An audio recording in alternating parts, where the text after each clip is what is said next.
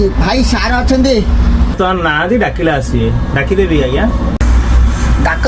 हेले भाई मते जोर पेट काटुची किसी मते आराम कर कौन बेड फेड टिके दियो भितर को आसतु बेड रे शोई था मु डॉक्टर को डाकी दूँ ओहो हरे नारायण आज्ञा सार आसला से टिके लेट हम आ इंजेक्शन ना दे दवा कौन कहले इंजेक्शन देबे ना ना जड़िया भोजी खाई देथिले ऐसे आइली टिके विश्राम सुस्त सब अच्छी किसी इंजेक्शन दरकार ना क्या